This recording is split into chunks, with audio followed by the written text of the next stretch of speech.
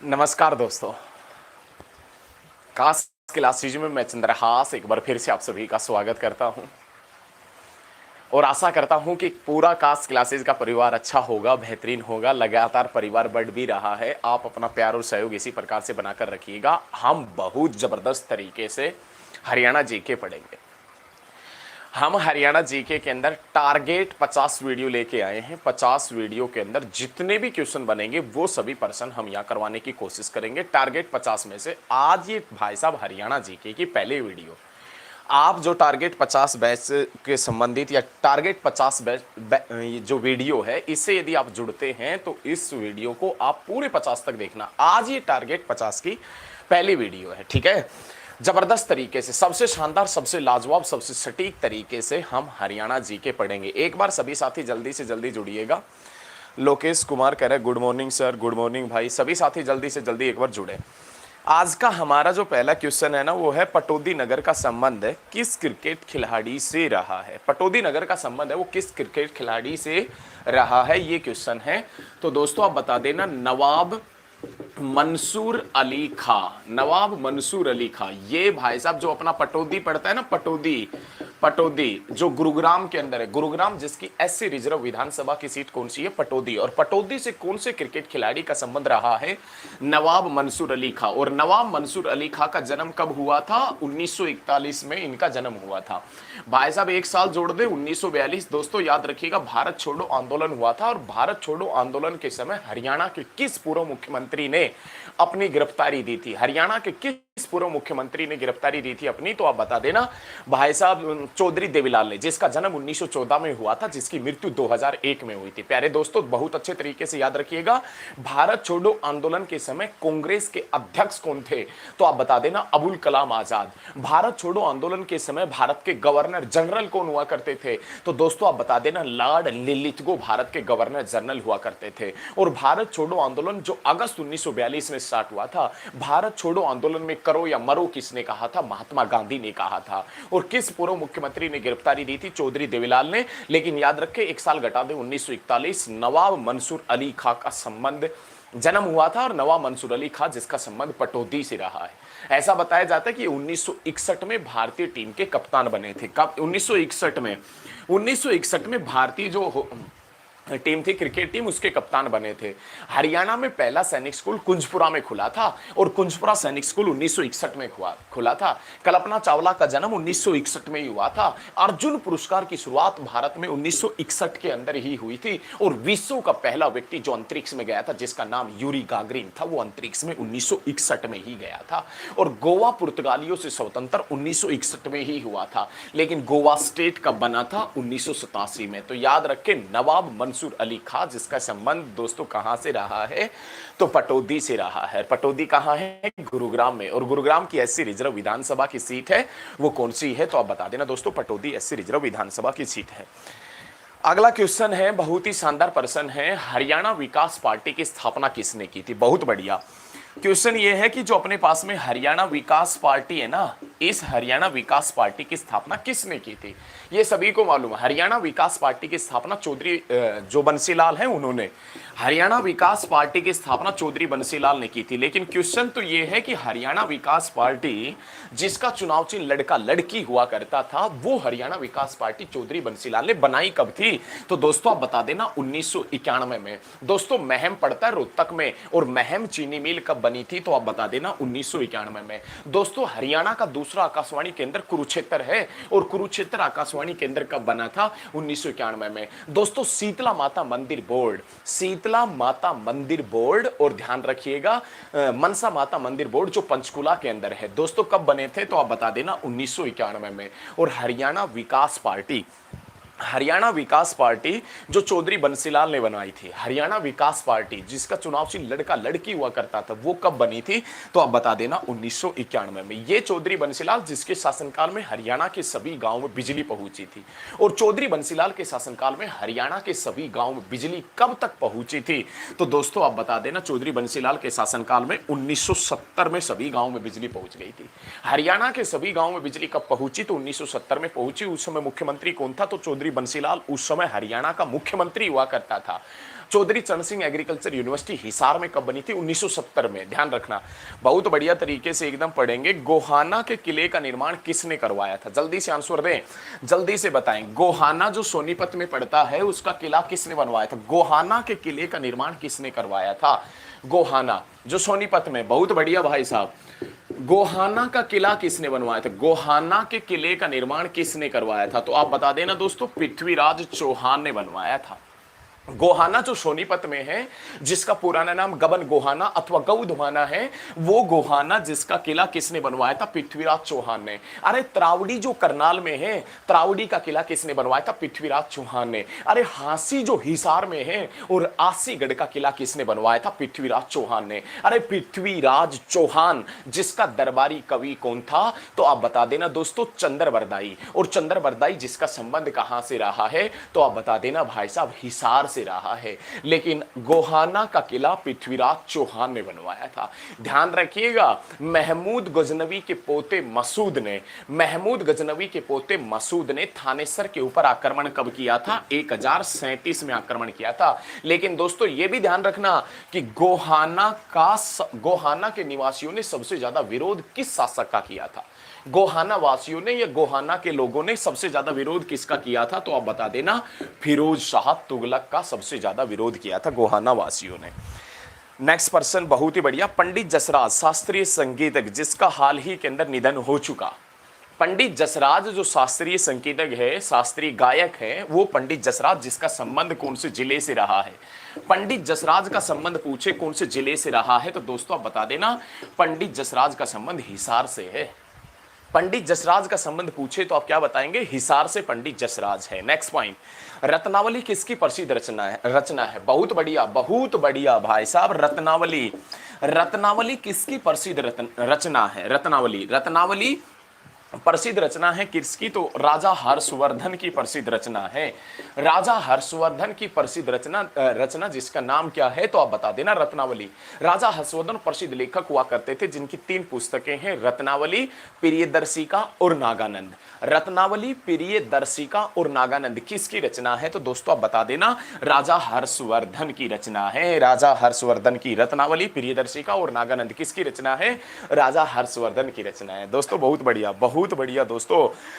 Sir Chhoturam ने कानून की शिक्षा कहां से प्राप्त की थी? सर छोटूराम है ना, उन्होंने कानून की शिक्षा कहां से प्राप्त की थी? तो सर छोटूराम ने भाई साहब कानून की जो शिक्षा प्राप्त की थी ना, वो कहां से प्राप्त की थी? तो आप बता देना, आगरा कॉलेज से। सर छोटूराम ने कानून की पढ़ाई कहां से पूरी की थी? तो आप बता देना दोस्तों, आगरा कॉलेज से इन्होंने पढ़ाई की।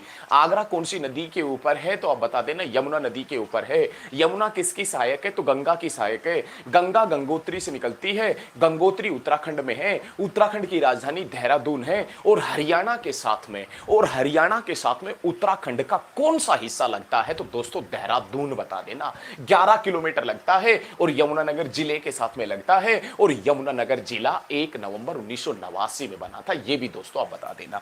लेकिन याद रखें, सर छोटूराम ने कानून की पढ़ाई आगरा कॉलेज से की थी।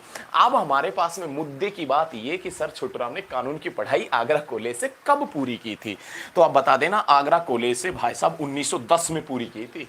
सर छोटूराम ने वकालत की शुरुआत कब की थी? तो 1912 में सर छोटूराम ने वकालत की शुरुआत की थी। सर छोटूराम ने वकालत की शुरुआत की थी कब? 1912 में। वकालत की पढ़ाई की आगरा कॉलेज से। ध्यान रखना, बहुत जबरदस्त तरीके से। एक बार आप वीडियो को शेयर जरूर करें, जिस भी स्टडी ग्रुप में आप जुड़े हैं एक बार वीडियो को शेयर करें। जय हनुमान जी की आप जैसा। कोई बात नहीं, थैंक यू भाई लोकेश कुमार।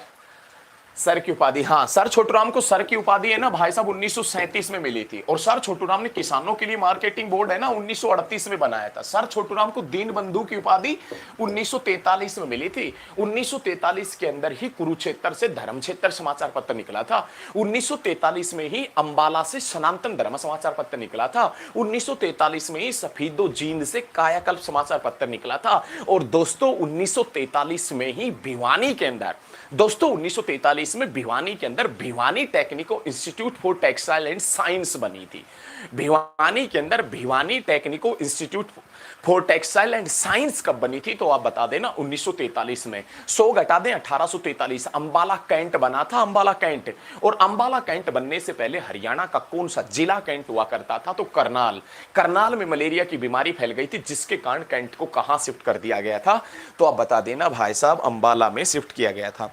लेकिन यह ध्यान रखिएगा सर छोटूराम, जिसका वास्तविक नाम क्या था, रिचपाल, जिसका जन्म कब हुआ था, 24 नवंबर 1881 में गढ़ी सांपला किलोई रोहतक के अंदर सर छोटूराम का जन्म हुआ था। ठीक है, ध्यान रखना। नेक्स्ट पॉइंट, शेख चिल्ली का मकबरा कहां है। डेविल विलो कह रहा है कि हेलो सर भाई हेलो।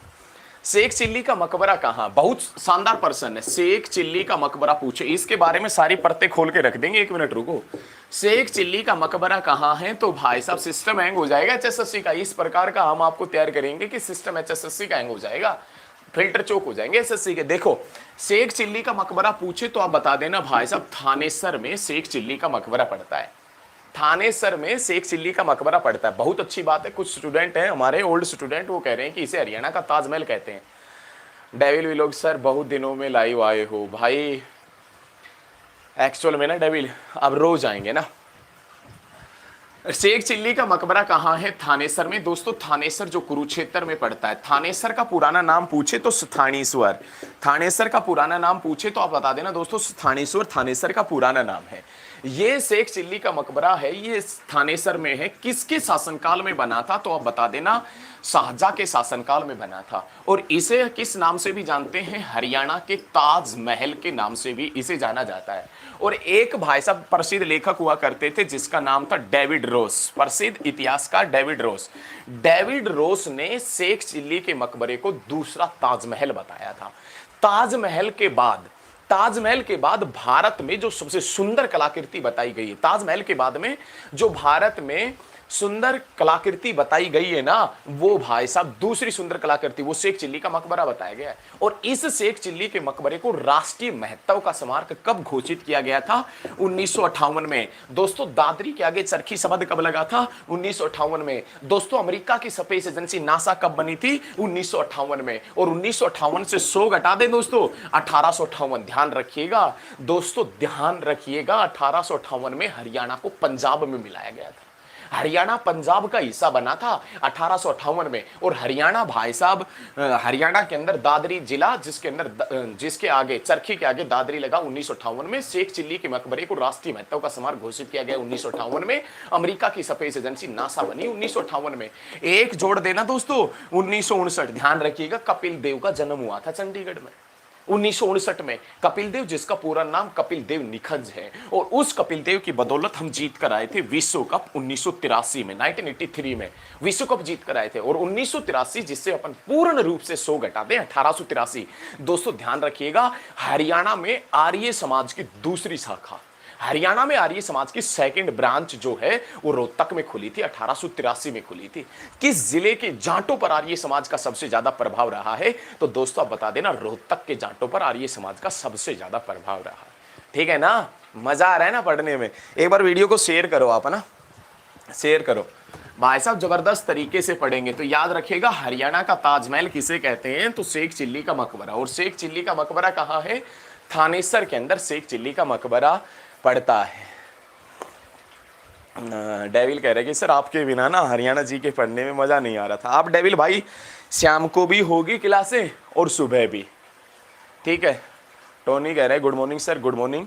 शाम को और सुबह दोनों टाइम क्लासें होगी। और बहुत जल्द मैं आपको, शाम को तो शायद मैंने कहा था कि 8 बजे क्लास होगी, लेकिन 8 बजे बहुत जरूरी काम हो गया था जिसके कारण कल नहीं हो पाई थी, लेकिन भविष्य में क्लासें होगी। आकाश कह रहे गुड मॉर्निंग गुरुजी, गुड मॉर्निंग भाई।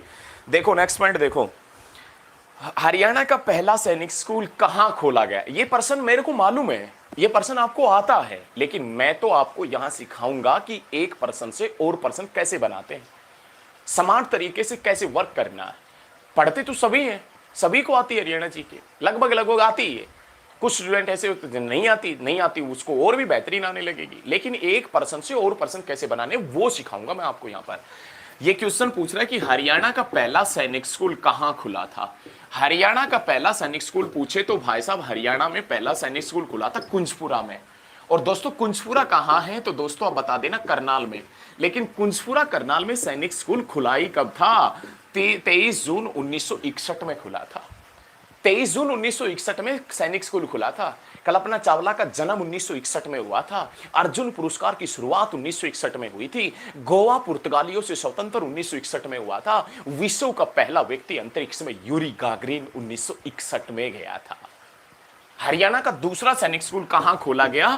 तो रेवाड़ी में। कब खोला गया? 2008 में खोला गया था। दोस्तों, रेवाड़ी का नाम रेवती के नाम पर पड़ा है। रेवती बलराम की पत्नी थी। बलराम श्री कृष्ण का भाई था और श्री कृष्ण बलराम को दाऊजी कहता था, दाऊजी। और दाऊजी का मंदिर बंचारी गांव में है और बंचारी गांव दोस्तों पलवल में है। और कोटन सिटी के नाम से पलवल को जानते हैं और कोटन हब के नाम से सिरसा को जानते हैं। और कोटन की पहली मील दोस्तों कहां लगी थी? तो फतेहाबाद में लगी थी, 1963 में लगी थी। कोटन की पहली मील तो फतेहाबाद में लगी थी 1963 में, लेकिन cotton hub Sirsa, cotton city Palwal, ध्यान रखना। लेकिन हरियाणा का दूसरा सैनिक स्कूल रेवाड़ी में 2008 में, और हरियाणा का तीसरा सैनिक स्कूल पूछे तो मातन हिल झज्जर में, और हरियाणा का चौथा सैनिक स्कूल पूछे तो दोस्तों बता देना पंचकुला के अंदर प्रस्तावित है। और हरियाणा में एकमात्र महिलाओं के लिए सैनिक स्कूल पूछे तो दोस्तों आप बता देना खुडाना गांव में है। और खुडाना गांव कहां है? तो आप बता देना महेंद्रगढ़ के अंदर। खुडाना गांव महेंद्रगढ़ में। मैं ये टारगेट 50 वीडियो लेके आया हूं। इस टारगेट 50 वीडियो में आप 50 की 50 वीडियो रोज की रोज देखें। सौरभ कह रहा है गुड मॉर्निंग गुरुजी। गुड मॉर्निंग भाई। पश्चिमी यमुना नहर कहां से निकाली गई है? हरियाणा की सबसे पुरानी और प्रसिद्ध नहर जिसका नाम क्या है? Western Yamuna canal. हरियाणा की सबसे पुरानी और प्रसिद्ध नहर जिसका नाम क्या है भाई साहब? पश्चिमी यमुना नहर। ये हरियाणा की सबसे पुरानी और प्रसिद्ध नहर है, पश्चिमी यमुना नहर। लेकिन क्वेश्चन ये है कि पश्चिमी यमुना नहर कहां से निकाली गई है? तो दोस्तों आप बता देना ताजेवाला से निकाली गई है। हरियाणा की सबसे पुरानी और फेमस नहर जिसका नाम पश्चिमी यमुना नहर है, जो कहां से निकाली गई है? तो आप बता देना ताजेवाला से निकाली गई है। ताजेवाला से निकाली गई है। लेकिन ध्यान रखना ये भाई साहब ताजेवाला से कब निकाली गई थी? 1879 में निकाली गई थी। इस नहर के बारे में ऐसा बताया जाता है कि यह नहर फिरोज शाह तुगलक ने अपने शिकारगाह में, हंटिंग ग्राउंड में पानी पहुंचाने के लिए बनवाई थी। ऐसा इस नहर के बारे में बताया जाता है। ध्यान रखना पश्चिमी यमुना नहर जो ताजेवाला कॉम्प्लेक्स यमुना नदी यमुनानगर से निकाली गई है। प्यारे साथियों ध्यान रखने, बड़ा जबरदस्त तरीके से ध्यान रखना है कि 1879 जिसमें अपन 1879 के अंदर निकाली गई थी, लेकिन 100 जोड़ दे 1979 फरीदाबाद डिस्ट्रिक्ट बना था, फरीदाबाद जिला बना था 1979 में। समझ रहे हो ना? फरीदाबाद जिला बना 1979 में, 100 घटा दे 1879। हरियाणा की सबसे पुरानी और फेमस नहर जिसका नाम क्या है? पश्चिमी यमुना नहर है। और ये कहां से निकाली गई है पश्चिमी यमुना नहर? तो दोस्तों आप बता देना ताजेवाला से निकाली गई है। लेकिन इसी समय विश्व की सबसे पहली गौशाला, इसी समय विश्व की सबसे पहली गौशाला भी रेवाड़ी में बनी थी। कब बनी थी? 1879 में। किसके प्रयासों से बनी थी? स्वामी दयानंद सरस्वती के प्रयासों से बनी थी। आकाश करे सर फैन ऑन कर लो, गर्मी बहुत तेज है। आकाश भाई फैन ऑन कर लेते हैं ना, तब भी लाइट वाइट इतनी जली हुई है कि भाई साहब एकदम गर्मी का माहौल है बिल्कुल। हालांकि हमने एक छोटा कूलर भी चला रखा अंदर, लेकिन क्या है कि कूलर को यदि आप अंदर चलाओगे ना तो भाई साहब गर्म ही लेगा और गर्म ही हवा देगा, ऐसा होता है। तो वो उससे भी कुछ ज़्यादा इफेक्ट नहीं पड़ता। बहुत भयंकर गर्मी पड़ रही है, देखो पसीने भी भयंकर वाले ही आ रहे हैं। कोई बात नहीं, समाधान करेंगे, समस्या का समाधान। और आज हम गर्मी में तपेंगे ना, आकाश ये बात सुनना भाई, आज यदि गर्मी में तपेंगे ना तो कल ही हम निखरेंगे। आज हम गर्मी में तपेंगे तो कल ही निखरेंगे, है ना? तो ये कोई बात नहीं, गर्मी है तो वो भी देखेंगे, चलो कोई बात नहीं, करेंगे। चलो देखो नेक्स्ट पॉइंट देखो। नेक्स्ट पर्सन, हरियाणा का विशाल चारों तरफ से पक्का पवित्र सरोवर कौन सा बताया जाता है? हरियाणा का विशाल चारों तरफ से पक्का सरोवर है ना, वो कौन सा बताया जाता है दोस्तों? ब्रह्म सरोवर। लेकिन दोस्तों इस ब्रह्म सरोवर के बारे में ऐसा बताया जाता है कि ये जो ब्रह्म सरोवर है ना, ये जो ब्रह्म सरोवर है ये राजा कुरु ने बनवाया था। ऐसा कौन से पुराण में कहा गया? भाई ब्रह्म सरोवर ठीक है आपकी बात कुरुक्षेत्र में है, लेकिन ये ब्रह्म सरोवर किसने बनवाया था? तो वामन पुराण के अनुसार ये ब्रह्म सरोवर राजा कुरु ने बनवाया था। ध्यान रखिएगा, ऐसा बताया जाता है कि इस ब्रह्म सरोवर में मानसरोवर झील का पानी आता था। मानसरोवर झील दोस्तों, मानसरोवर झील जो तिब्बत में है, तिब्बत जिसके ऊपर अधिकार चीन जताता है। चीन की राजधानी बीजिंग है, बीजिंग में ओलंपिक 2008 में हुआ था और उस बीजिंग ओलंपिक में जीत के आया था विजेंदर सिंह। और विजेंदर सिंह जो कालवास गांव भिवानी से है, जिसका संबंध बॉक्सिंग से है। और दोस्तों ध्यान रखिएगा, विजेंदर सिंह को राजीव गांधी खेल रत्न पुरस्कार 2009 में दिया गया था और IIM Indian institute of management Rohtak में 2009 के अंदर ही बना था। लेकिन एक पुस्तक है किताब उल हिंद, किताब उल हिंद अथवा तहकीक हिंद, जो अल बरूनी की पुस्तक है, अल बरूनी की पुस्तक किताब उल हिंद अथवा तहकीक हिंद में कौन से सरोवर का वर्णन मिलता है? तो दोस्तों ब्रह्म सरोवर का वर्णन मिलता है, ब्रह्म सरोवर का वर्णन मिलता है। इस ब्रह्म सरोवर का पुनर्निर्माण किसने करवाया था? तो ब्रह्म सरोवर का पुनर्निर्माण 1850 में थानेसर के जिलाधीश हुआ करते थे लरकिन, थानेसर के जिलाधीश रहे लरकिन ने 1850 में ब्रह्म सरोवर का निर्माण करवाया था। प्यारे साथियों, आप मेरे साथ में जुड़े रहना। यदि आप चैनल के ऊपर नए हो तो चैनल को अभी सब्सक्राइब कर लो, ताकि जब भी लेटेस्ट वीडियो आए सबसे पहले वो वीडियो जिसका नोटिफिकेशन आप तक पहुंच सके, इसलिए सब्सक्राइब कर लो। रोज सुबह भी होगी क्लास और शाम को भी होगी और जबरदस्त तरीके से हम हरियाणा जी के पढ़ेंगे। टारगेट 50 वीडियो लेके चले हैं, जिसमें आप रोज कंटिन्यू 1 वीडियो 2 वीडियो आपको मिलती रहेगी, आप देखते रहना। ठीक है, धन्यवाद। आज के लिए इतना ही। जय हिंद, जय हरियाणा। धन्यवाद।